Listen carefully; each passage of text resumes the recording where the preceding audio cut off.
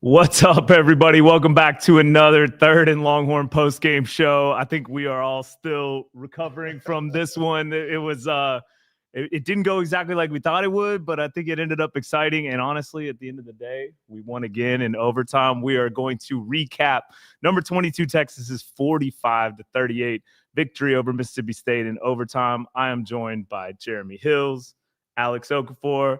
We got Mark Higgins back there, making sure everything's working right now. And as always, Derrick Joe running the show back there. If you've got questions, comments, get them in now. We'll feature some of them. If you do a paid comment, that goes directly into Derrick Joe's wallet. No lie, because that man does this as a volunteer. So we appreciate that. But guys, let's get into it. Texas ended up with 428 total yards. Mississippi State ended up with 445. Texas ended up with 356 passing yards. Mississippi State 382, and Texas ended up with 72 rushing yards to Mississippi State 63. All right, since we're going to cover the offense first, I'm going to let Hills go first on offense. Oak, you're going to go first on defense. Hills, give me your thoughts on the offense on this game. Oak and I talked about it before. That was probably one of the best performances I've seen from 16. Yes. Overall. Yes. Overall performance, right? Like, obviously, we've seen a couple of misses. Well, we've seen, some easy layups early. Okay. Went into a little bit of a slump. Mm-hmm. But, I mean, fought back. 29 of 46. 29 of 46. 346 yards, 3 tutties. Gave one to them. One that I wouldn't put that pick on him, honestly. But it goes in the stat book. Yeah, it goes in the stat book. That was a drop. Yeah. That was a drop. And Parker will be kicking himself on that one. I'm looking at this thing and I'm like, I'm trying to like piece it together. I'm like, all right, what's the difference?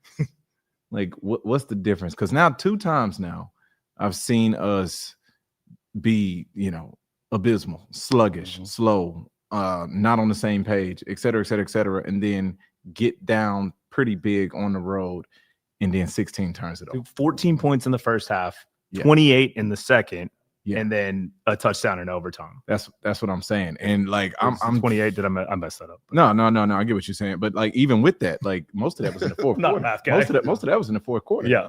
Most of that damage was in the fourth quarter when it's like gotta have it all or nothing. You know what I mean? I'm just like, hey man, this team has fight. This team has heart. I hope Arch Manning is okay. He's a little bit wobbly there, walking off at the end in overtime. Put a good shot on him. Looked like a concussion. Yeah, you don't want to speculate, but yeah, it did. So I believe it was 14 in the first half, 24 in the second, and 7 in overtime. So there we go. Yeah, it felt good to see CJ Baxter on the field again. Yes. Like obviously the one, playing the position, and then he's already a big guy.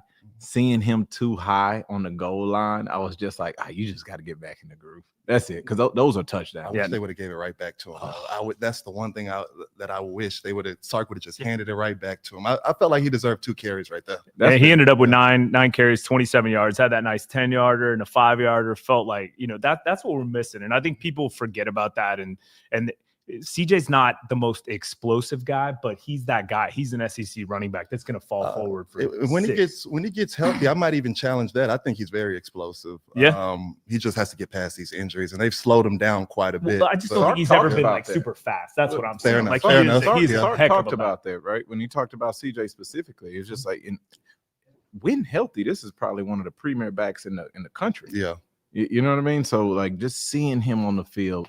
Seeing a change up with him and Wiseman, I'm like, okay, this feels good. Yeah, this feels good. Let's stay on schedule with this. Like I need that combination to get better and better and better. Like what are we, like 6-2, and this is the second game that both of them have started and finished together? Second or third. Yeah, started and finished. So second, probably. Second. Ohio State, and then second. This one. Yeah.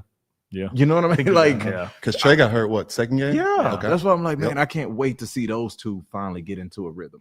It was nice to see a running back fall forward again. And I mean, the yards don't reflect it. It wasn't the most explosive game for him on the ground, but it was just cool seeing some of those inside zone reads fall forward. Like it was just a 3-yard game, but falling forward is something, not getting stoned. And I think we can expand off this. It helps your offensive line too. Yeah. You don't want them sitting back on their heels all game. You don't. I mean, I was talking to my brother about it. You know, he's a lineman, so all he wants to do is run the ball. He don't even want to run zone. He's like, he want to run gap scheme, find a man, beat the man. Like, you know, he's talking about, I want to run no pulling power is what he said. Just power footwork with no pulling. Go straight ahead. I'm like, oh, this is the sickness. But no, I get it though. Yeah. You got a lot of beef up there, man. You want those guys to be able to fire off the ball. You don't want them sitting back on their heels all day. But no, I mean, when I look at this offense, I'm just like, man. Yeah, what's that? Dr. Jekyll, Mr. Hyde. Yeah, it's like, golly, man. This is if it's frustrating for us, I know it's frustrating for them. But it was good to see them have the explosives. We haven't had those throughout the season. We had multiple explosives in the pass game. We even had a couple explosives in the run game this game. So I'm like, okay, there's some things there. Yeah. There's some things there. So still some work to do, but down 17 in the fourth. Yeah. That's on some the road. heart. That's some heart. 17 on the fourth, like on the road, and the defense from that moment doesn't give up anything else. They didn't score again. They put up 38, and that's what they stayed with, right? And you proved that you were gonna cash in on that. Like that's a full team effort, and it lets you know kind of what you have as far as a unit is on that in that Longhorn locker room. Yeah, Trey ended up with 12 carries, 41 yards along a 9. CJ 9 carries, 27 yards along a 10. Arch had 10 carries for 6 yards along a 15. Obviously, his sack numbers are in there too. Yeah. Wingo ended up 5 catches, 184 yards, no touchdowns, along a 62. Mosley 4 catches, 53 yards, 2 touchdowns, and along a 21. DeAndre 6 catches, 53 yards. Endries 4 catches, 25. Livingston 4 catches, 22, and 2 touchdowns. And let's see. Yeah, that's it on that. But I mean, I think you said something pretty interesting to me on the way in here, and I think I echo that Arch is still figuring it out within the offensive system. Like within the system, when we're in what we do, he's still, you can tell he's not super comfortable. But when he gets outside of it and it turns into an open game, et cetera, like especially backyard ball, he's impressive. You see all of the things. Yeah. Right now, if we can get those things into that system, oh boy, we cooking. Yeah, and it was fun to see him in the second half not think, and I think that was the biggest difference. Just like you said, backyard ball, and to me that equates to not thinking. Like you're not making many adjustments at the line when you're in comeback mode. Your receivers are going down the field and it's pitch and catch for him, and that's what Arch does best. And it was fun to see in that second half. Now I'm with you. Can he do that from start to finish? Can he do that while making the proper reads, making the proper adjustments at the line of scrimmage, and taking in a whole game plan? Can he execute that way? But this is the first stepping stone, and we saw him deliver accurate footballs. Also, what I like to see from Arch too is the way he's been navigating through the pocket. Like early in the season, he was taking unnecessary sacks. He really wasn't moving well in the pocket. Guys in his face would throw him off. This game, you saw him climbing through the pocket. You saw him bobbing and weaving through the pocket, and not just weaving to run and escape. He was weaving to deliver the football, and that's what you like to see. That tells me that he's getting a lot more comfortable. That tells me that his feet are starting to settle down a little bit, and that tells me that there is optimism moving forward with Arch. But I mean, that's the thing, right? Like I think you just hit it on the head. Like he's getting more comfortable. His feet are settling down. This was one of the better games I've seen from him. It's like all of that's tied together. All of that's tied together, right?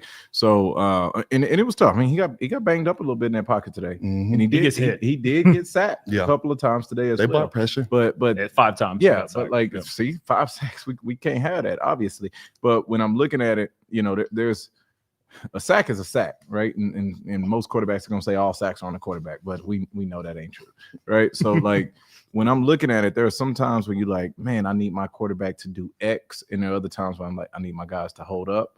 When I even looked at his sacks, I'm like, these aren't times where I'm like, get the ball out. There goes the guy. It's more so like, they won that. They won that play. Yeah, defense won that play. There were a couple times where he held it a little too long. He was guilty of it, but I agree. Like you can't. There's not a ton you can pick apart on this performance from him. He had one rough throw at the start that he skipped on that. Yeah, but like slant. Oh man, Yeah, on the slant. and an earlier one to the running back too. But I mean, other than that, like it's a mix of drops and things happening at the wrong moments. And not to make excuses, but I do think you see the potential of this kid. It's there. You look at 29 or 46. But like, how many drops did we see today? I was gonna say Arch was not the issue today. The drops were the issue. How many drops did we? Yeah, I'm looking at 29 or 46. The stats are what they are. Numbers are what they are. 29 or 46. There's a pick in there as well. How many drops did we see today? I can count at least 3. Pick was a drop, right? There was a couple. We probably had another touchdown on the goal line that we dropped, right? So it's like there were opportunities there where the ball's out on time and it's to the playmaker.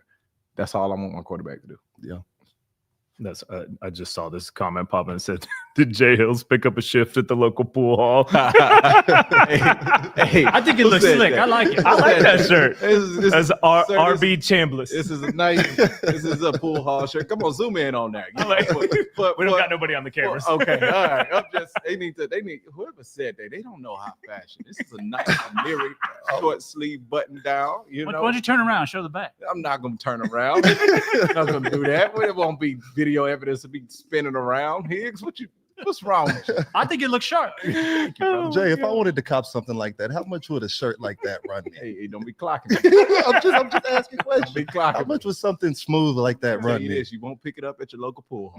Oh my God! All right, well let's get that shirt $300. Let's get over. Let's get over to the defense. Minimum. Obviously, deep scoring wise, this wasn't exactly the performance that they were expecting. Yeah. I will say I believe, and I got to double check this because I don't have it in front of me, Mississippi State had either 8 or 9 possessions in the first half on this defense. And if you guys remember right, the defense had been on the field 3 times and there was still 5 minutes left in the first quarter. So this team was once again, the offense didn't put us in great situations at the start of the game, and I'm sure you can attest to that. And props to Mississippi State, that running that up tempo like that, our biggest strength on the line is being able to sub, getting all those guys in there. You got so much depth, and when you run like that, you can't sub, and it changes things. But we ended up with 7 sacks today, and Alex January had 1.5. Hero Kanu had 1.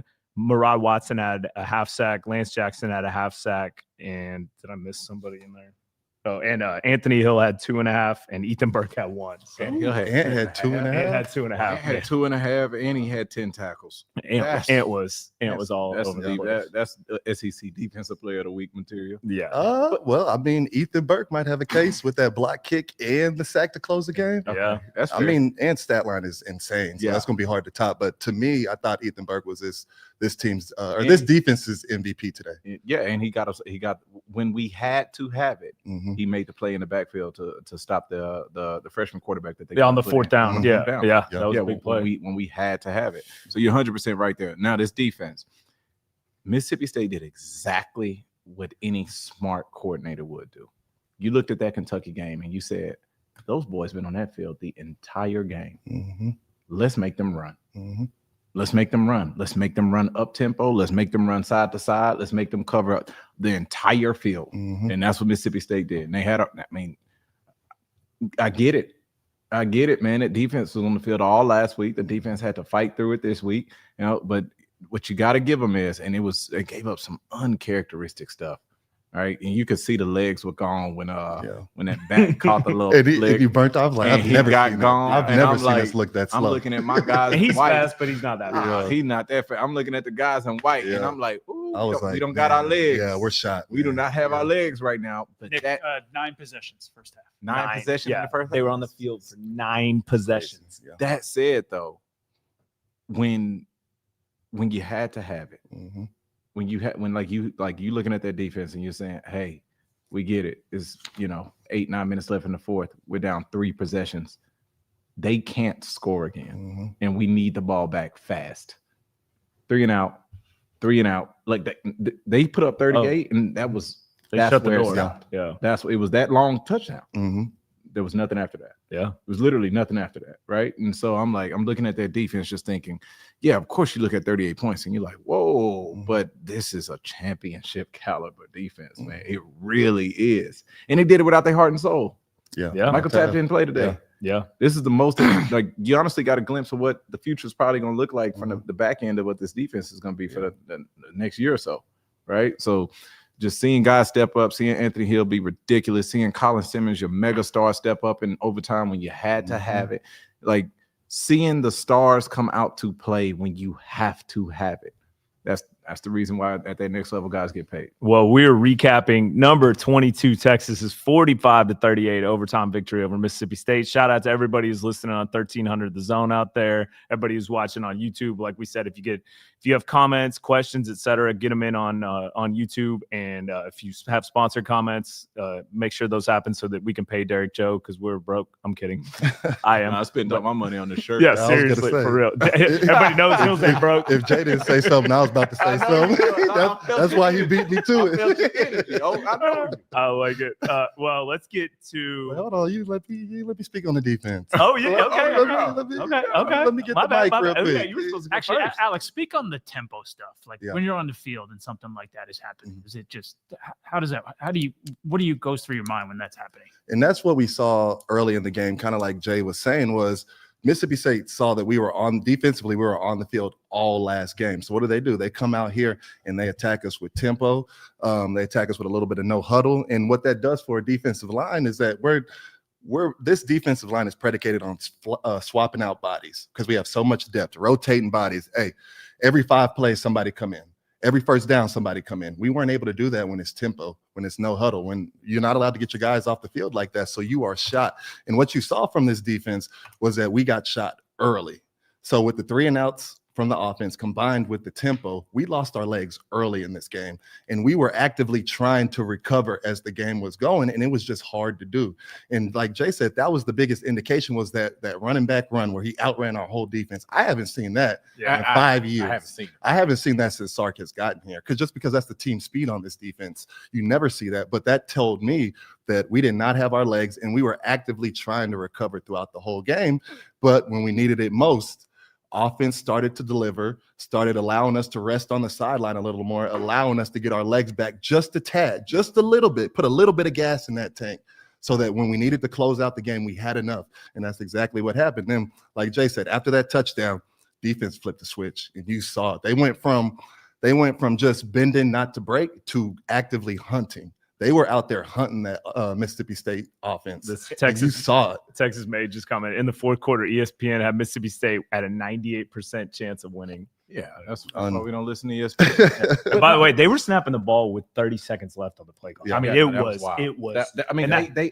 I'm not mad at them though. Yeah, because it's like you dance with the girl you came with. It's like, hey, if they were going to lose, which I know they know in this world they thought they were going to lose, but what we've done to nullify the talent difference is made a very talented unit that's already gassed have to run. Yeah.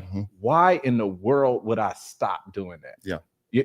They didn't even, to be real, when they actually slowed down, they didn't even look as good. Because it gave our guys opportunity to set in, read their keys, stop, look and see what the set is. They could now have to settle in and play a different style of football. I don't want to play that style against Texas.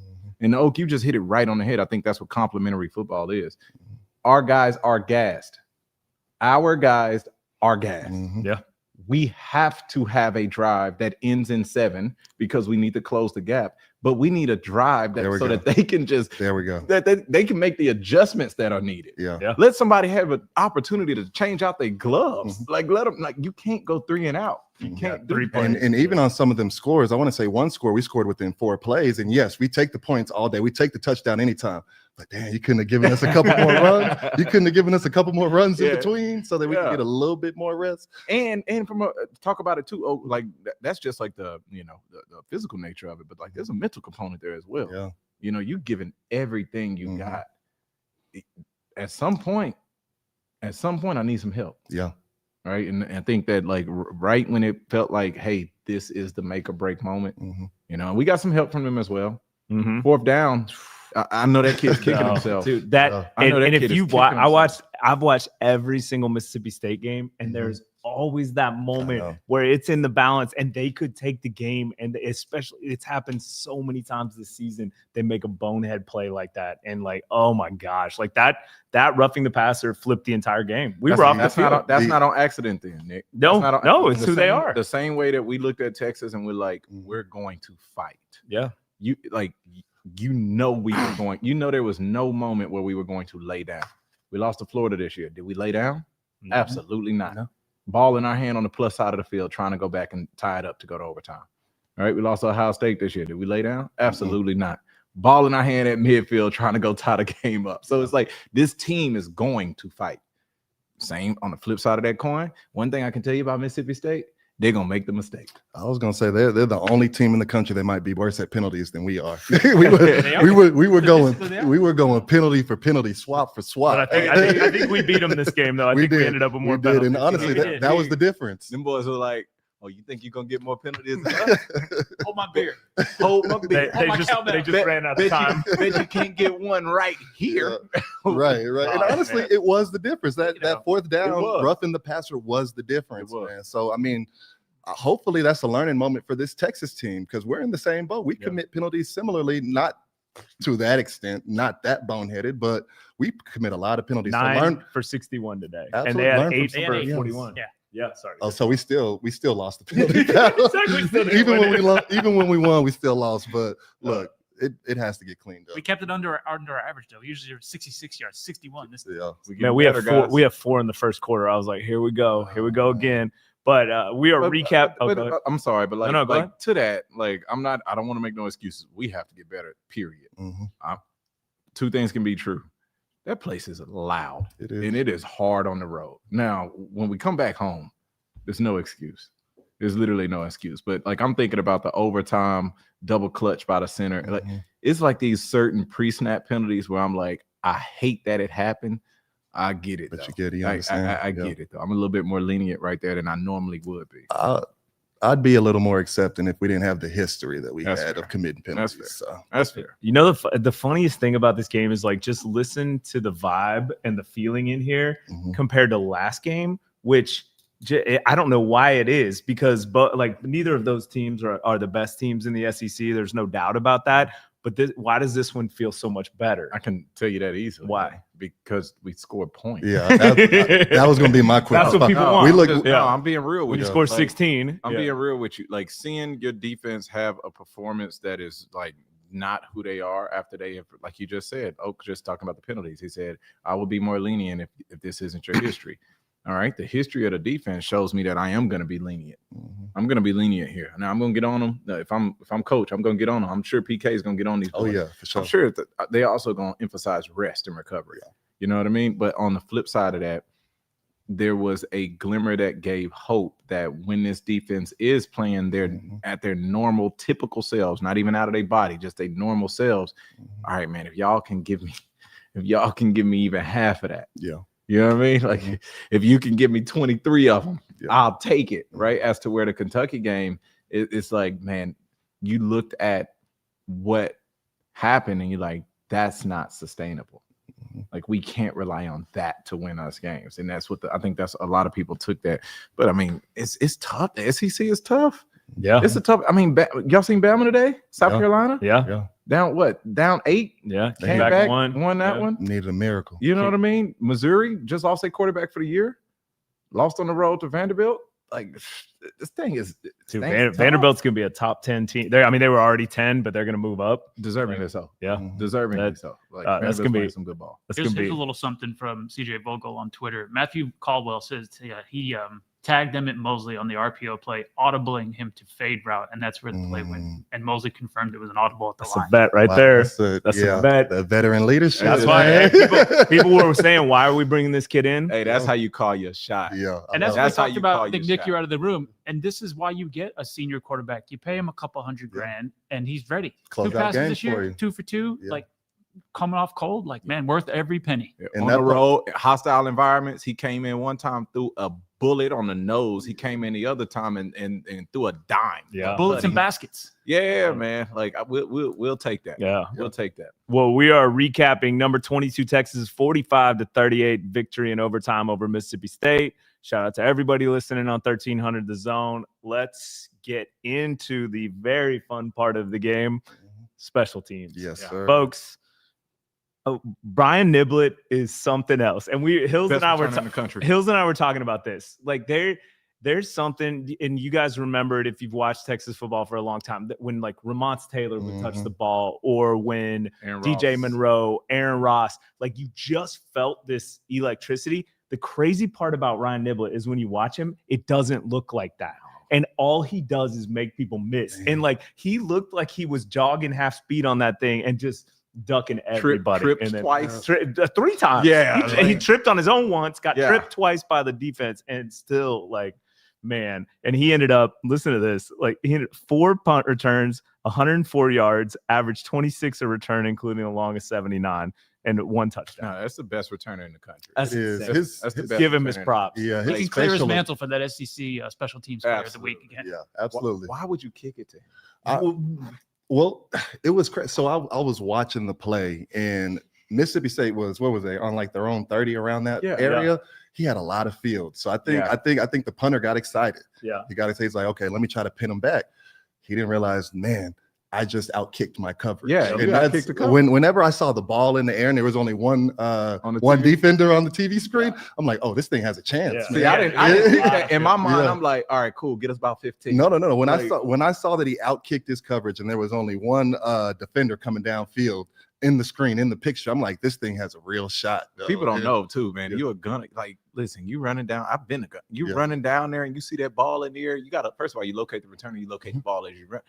I just know he was cussing in his head, especially because you have to know during special teams period, whoever the coach is that runs punt team, emphasize it over and over and over and over again. And I just know my guy had to be running and see that ball going deep and see what that return is. And he looked up and seen the ball again, and he seen the return, and he said, "Oh, hell no!" When Niblett caught it, there was still like 10 yards of separation. Easily. The gunner had no chance at that point. You can't kick him the ball. Yeah. Well, they did it earlier, and he got a 17-yard return. And every time he's got that little bit of wiggle. And I mean, in our pregame, Rod and Fozzy, like, his season's over. No one's going to kick him the ball. Well, and here we are talking about Oak called it. Oak said, he's like, I don't think the punters in college are good enough. Are they good enough, and are they disciplined enough to keep the ball away from him every single time? I don't think so. I think there's going to be more opportunities moving forward. You don't think they had the ability to like angle kick it out of bounds? It just might be too short. It's 20 yards shorter. That's what you can't do though, because you're on your own 30. Yeah. You're on your own 30. No, sir, respectfully.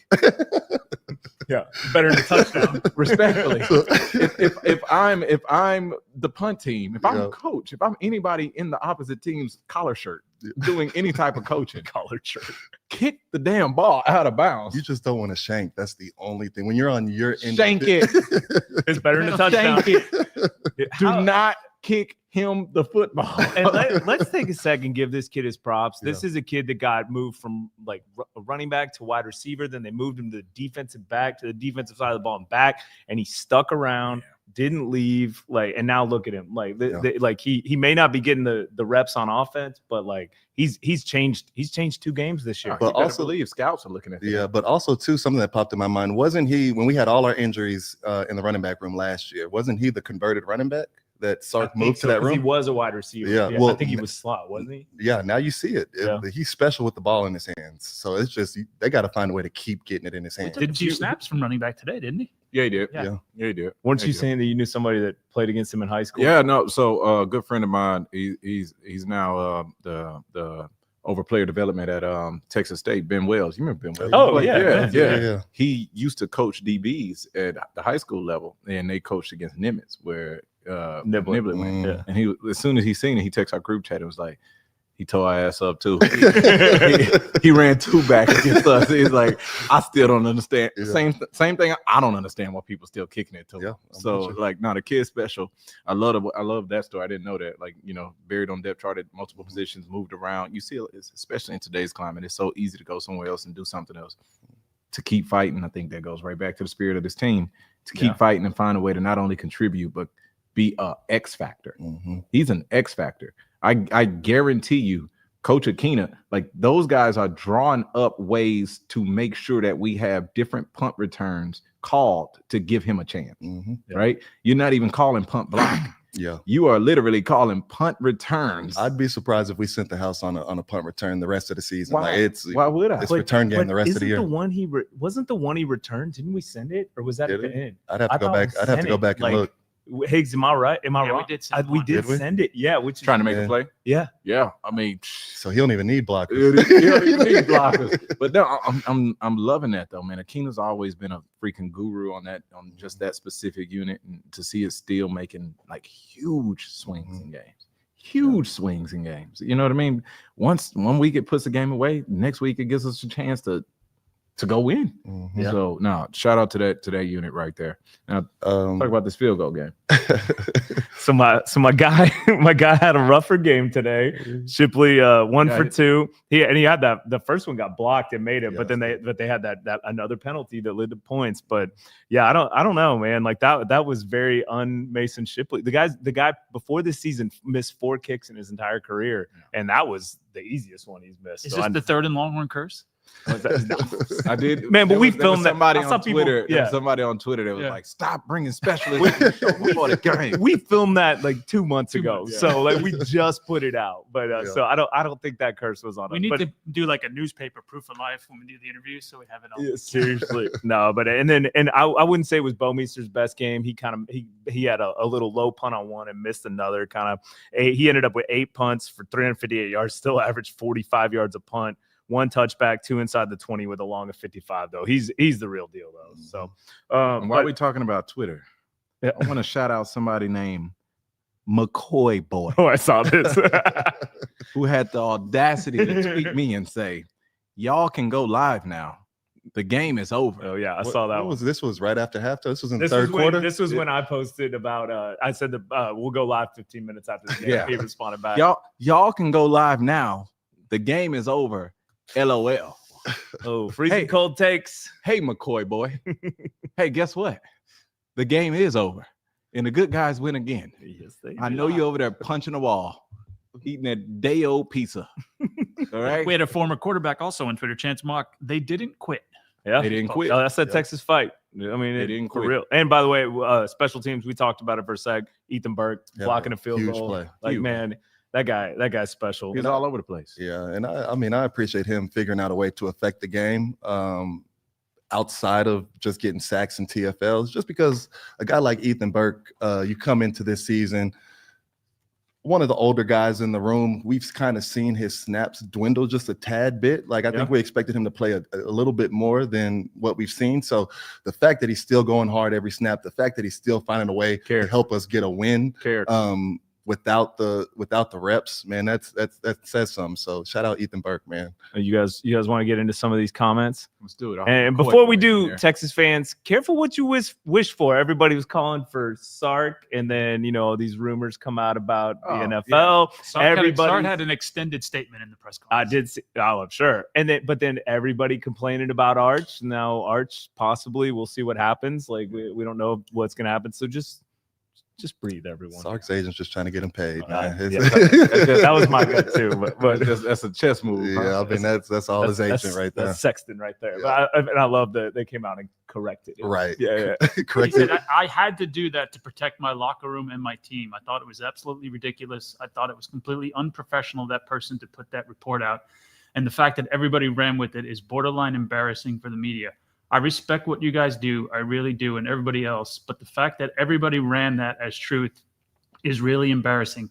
I've got a small circle when I make decisions on what I do and what I don't do. And nobody would speak on my behalf without me knowing. Good for him, man. Yeah, I like that response a lot. That's a hell of a response. I love Take that. And he's right, man. Like we are in that era of like who can report it first. Yeah. right? Not just Got to be first, not factual. not yeah. It's right. like, come on, man. Like, this is BS. These kids got to deal with this before they go on the road to play this football game. When did that article drop? Like at 9 this morning? Yeah. Like, That timing, there's never a. Those kids are probably, there's on the, way never to the, probably on the way to the stadium, and they're getting their phones are blowing up. I'm Phones sure it's like blowing your coach is leaving. Yeah, Dude, all those timings are calculated. Let's see. From Daryl S. Smith, Arch played his heart out, and Niblett again clutches. Yeah, for real. And shout out. I know, like he got hurt on the play, but Arch just shows you how much he cares on that play. He Lays could it all out have there. slid. Yeah. He got the extra yardage there, and like, man, that kid's tough. Like, I love that for hope him. he's okay. I hate that he got hurt, hope but he's okay. I love how that kid plays. From Casey Taylor, shout out Casey Taylor, always taking care of Derrick Joe. I'm just gonna give you Derrick Joe's Venmo. Casey Taylor, I'm just a simple Army vet. Simple? No, thank you for your service. I'm just a simple Army vet turned oil field worker out in West Texas, but this play calling makes no sense to me. But thank God for Niblett, and thank God we got that dog in us to not quit. And I'll say about that, we don't. I think we're too quick on some of these play calls to say something was wrong when we don't know exactly what was supposed to happen all the time, or a lot of times there's something gets missed, a block gets missed, et cetera. And so we don't get to see the full play of what was supposed to happen. But, I did think we were going to lean a little bit more on the run, especially talking about what, Reuben Owens did against these guys. Yeah. And I just think our guys we were missing some blocks at the start of the game, and that makes a big difference. Makes all the difference. Yeah, I mean, we saw what Sark was trying to do at the beginning of the game. He was trying to get Arch in his rhythm, try to get him some easy throws, easy catches for our receivers, and some of it worked in Wingo's case. But I'm with you guys. I would have liked to see us come out and establish the run just a tad bit more, especially getting CJ Baxter back. I'm very curious, especially as we kind of find out what's going on in that QB room. With Arch's health, right? And we know they're going to prioritize that, right? Long-term future. But I'm very curious what the game plan is going to look like for next week. And my gut tells me that we are going to see a heavy dose of 4 and 5 as we should. Yeah. From KJG 1017, what a game. The word of the day is perseverance. Facts. Yeah. Hell yeah. Fight. This team has heart, man. Fight. Down 17, fight on the road in the SEC. And you can say Mississippi State, I don't care. Like, that's a tough place to play. Anybody will tell you. They took Tennessee to the wire. Yep. They took Tennessee. They've been a play away on so many teams that are good. Since that infamous Kansas game back in 2021, this team's heart has never been questioned. Yeah. And so, I mean, give Sark credit for that. I agree. From Raja Knows, big reminder, this is a young team. Unfortunately, we're riding the emotional roller coaster with the inconsistency, but glad to see them stay in the game and earn that tough win. A tough team does not. If you're not tough, you don't win that game. Mentally tough, emotionally tough. Like, and that's he's 100% right. This is a young team, but tonight was a massive step forward as far as growing up. Yeah, as far as like growing up. You know what I mean? So let's make sure that carries into next week. A couple here from Feel Smart. Wish that Arch could have gotten the game-winning touchdown himself after leading that comeback, but huge props to Caldwell for being ready to drop a dime when called upon. And for all the people out there that are so mad about the transfer portal with Sark, this was a great move by Sark, like to pick up Caldwell, because having somebody who can come in and do that, dime. Yeah. They say that ball has to be, first of all, to call you a shot. Now that Higgs said that, like, he made the audible, to call your shot is big. And then to throw it to where only your guy can catch it. Like, that's a vet move. And then to throw a catchable football. Like, and don't a great catch by Moses. Hell of a catch by Moses, right? I'm like, oh yeah. And I mean, you got to remember, he's also not getting the reps at practice with these receivers. So to be able to come in and still get your timing down to be on time without the practice, like, that's a vet. Yeah, that to the core. Game win was portal to portal right there. Yeah. Like, it was. Yeah. From Feel Smart, at one point, ESPN gave us a 1.4 chance to win. Guess that's all the chance we needed, for real. Amen. From Jennifer Jacobs, as Sark says, half the teams in the SEC lost this week. We weren't one of them. Davis Briggins, Nibby, and shout out to Caldwell for coming in cold and throwing a dime. I did have a heart attack, but the W cures all till Gabriel blows his horn. Amen. Yes, sir. Man, I'm still stuck on that punt return. Woo! Special. My Niblett.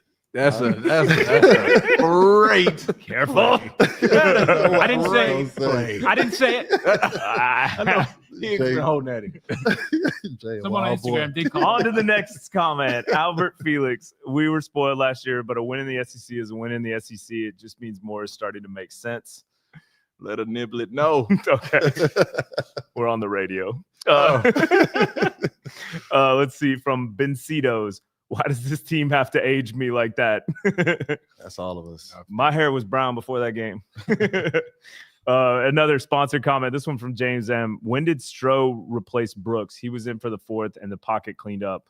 Yeah, I don't know when that flipped around because Stroh came in for Campbell, but then Campbell came back in, and Stroh struggled when he came in for Campbell, but then things did look a lot cleaner towards the end there. So It's still, you could tell they still figuring They're still mixing and matching to see which pieces work the best. yeah.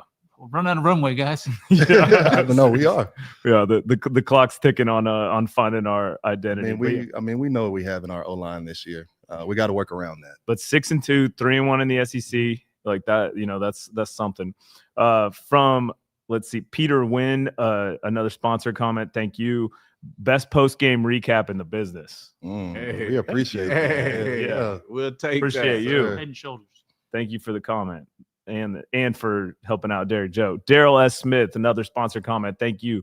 When QB1 puts his body on the line to get first down, the first down to win, what more can you ask for? Yeah, I love that. Shout out that. That was, man, that's a tough kid. And honestly, a mentally tough kid through. That kid's been through the ringer this year, and he gets so much credit for this game. Let's see. From Stephen Maddox. Yeah, I think he meant to put a comment, but he just gave us a sponsor comment. Thank you, Stephen. From Albert Felix, let's get Pavi in town early and take him to 6th Street. Don't let him be a factor. Hills, just like you take people for the Sun Life organic bowls and the healthy food, leave that to Higgs and me to take them to take people down a dark hole into some dive bars. I don't Taking him down to the back lot. I can only imagine what a night out with Higgs. My wife said it's out this weekend. We can go a few rounds. Let's see. From Stephen Maddox. I love the show. Well, we love you, Stephen. Thank you. Zach Campbell. Niblett won us a game 3 weeks in a row when it mattered. Facts. Hey, all three phases. Yeah. All three.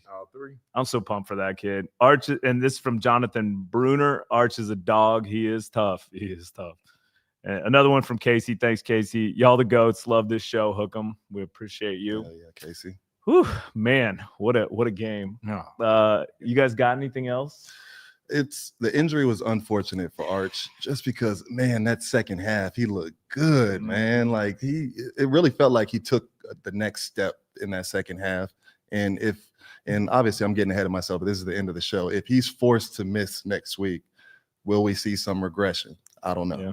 Well, yeah, I'm praying, hoping that he's okay. I mean, you heard you saw it. Yeah, no. I'm saying you heard the announcer say that like he was peeking out of the little tent to see what was going on. So I mean, he's aware. He knows what's happening. So we'll see. I'm sure they're gonna make the best decision for the kid. Yeah. So hopefully we see him out there next week. And if he's not able to be out there next week, next man up. Let's go. Yeah, and it's tough too. He's not even going to be able to get mental reps, just because. Well, first of all, let's see what the injury is first of all. Right. But if it is a concussion, which it looked like it, he's not going to be able to get the mental reps throughout the week.